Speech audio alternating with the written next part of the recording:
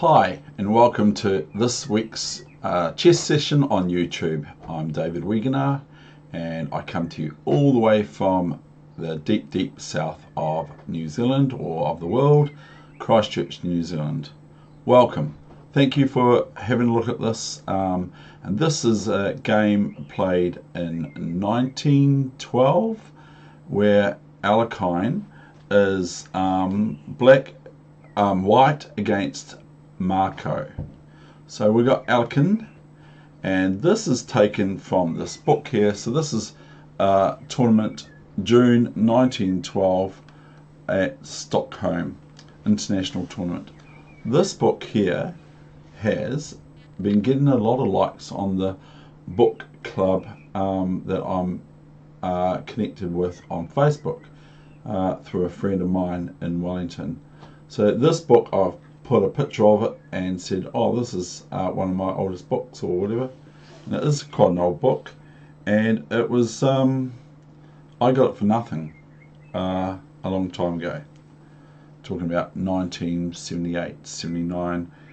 I think this is the first edition, but Alexander I'll just put my reading glasses on, I think, because otherwise I'm going to be twisty with my eyes. So we're going to have a look at this position with his opponent being Marco, which is no mean feat, Marco. And we have a couple of variations on it. So excuse my reading glasses, they're just reading glasses, but they're probably going to be more serious sooner or later. Alexander Alexandrovitch Alekhin, without an E, was born at Moscow on October 19th, 1892. When only 16, he won the first prize in the Russian amateur chess tournament held concurrently with the Great St. Petersburg tournament of 1909. Entering the military school of St. Petersburg in 1909, his opportunities for tournament play were infrequent, but he succeeded in winning the first prize in 3 international events between 1909 and 1914. Since the revolution, he has made Paris his permanent domicile and has recently obtained his degree of docteur, and en droit at, I'll just say that as if it's Dutch, at Paris. His rapid rise to fame as a chess player since the war is well known, and he is now probably one of the 3 greatest living chess masters, or was. A short summary of his successes in tournament and match play is given overleaf. Okay, so this book is probably a wee treasure, a wee gem. It's been liked a lot of times. It hasn't been disliked. And I had another edition, the second book, but I've got the first and the third book, I believe, which is, I think, the first book. And so that's what I've got here. So that's a wee treasure. So let's get on with this. Now I can take these off. Yay, finally.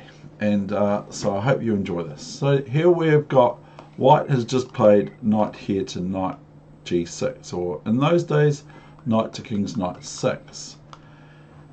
Now Marco now plays rook g6. So we're going to go down the main line first. We play rook g6, and then I will show you a nice variation for white had Marco not played rook takes knight.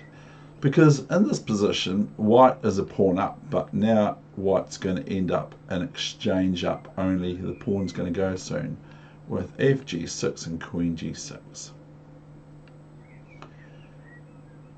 And now we simply play bishop f6, and here comes bishop takes knight. This is actual play. And here is bishop e7 and rook e8. Now we're threatening the bishop twice on e7 for black, and whereas white can capture the bishop on g4, but white here plays rook takes d6. Now What did black play now? Was it Queen G7? Yeah, Queen G7, and now the bishop comes out of attack and plants itself on F6. Meanwhile, this bishop on G4 is still attacked by black, of course. So this causes black to play knight F6, and then we have just rook F6, and here we have finality, really. There's not much really for black here in this position, and so white was met with resignation from Marco back then in 1912 June in Stockholm. So anyway, that's all very well. Now I bring you a wee variation, which is probably even nicer. So here we go with a new variation. Now, first of all, it's black to move. So we have to make, I have to make 2 mock moves to show this variation, which is quite cool. So we have first my first mock move, which looks like a move that could easily be played by black, is rook E8. Okay, and then we have this wee little envelope attack, as Nimzowitsch puts it, an envelope attack of the rook. The rook now goes from the F file and threatens to go to the H file by the following: rook to F4.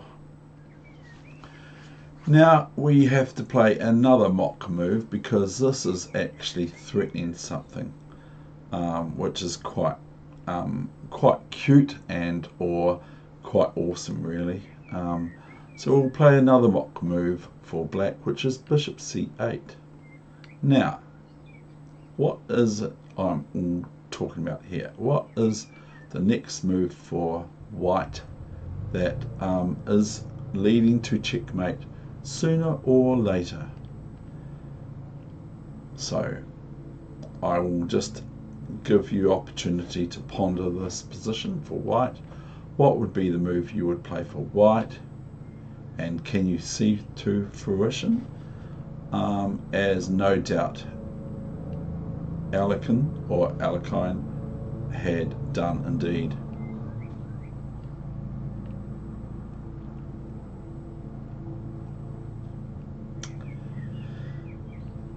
Luckily, it's not hail on my roof or tornado outside down the road there or something. It's someone mowing their lawns, which is something that just keeps on happening, isn't it? Since I was a young kid, that was happening. So white is actually threatening this move here. Knight takes something. Knight takes H6. But you say, but hang on, black can just play knight takes knight. Yeah, they can.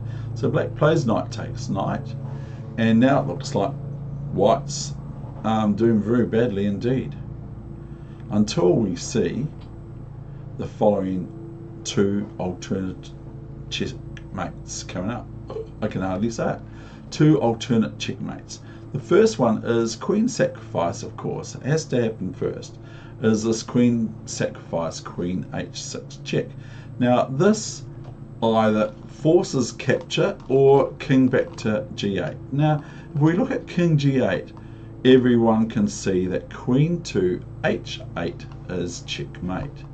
So we'll take the queen this time, the Royal Highness, on H6, and then we have a look at what's happening. Okay, now this is quite simple now to find checkmate in 2 moves, and there are 2 variations for checkmate herewith. So can you find checkmate real quickly? I don't want to hang around too long, because otherwise this video is too long. The first checkmate is rook H4 check, king here, and here we have just bishop E3 checkmate, as the computer says. But however, there is another checkmate here after rook H4 check, king g5, we have one other checkmate. We have got a draw too. If we want a draw, we can just play this 500 moves time and we can claim a draw. Even if the king was able to get back to g8, we would have rook h8 checkmate. But we could play for a draw here if we really liked our opponent. If our opponent was our twin brother or twin sister or something like that, we might want to give them a draw, but we will probably get told off and we wouldn't be able to play the following move, which is the second alternate move, which is checkmate as well, is rook g3 checkmate. And so there we have it. Okay, and that is saying okay, and that's where I'm leaving this session. And so I'm doing this primarily because I've joined the book club on the internet, and plus this will be my main video for this week on YouTube chess channel. David Weegenaar is the name of my channel. Thank you very much for visiting. I really do appreciate it, and welcome to all my new friends on Facebook Chessbook channel. Over and out, amigo. Hey, amigo. Hey.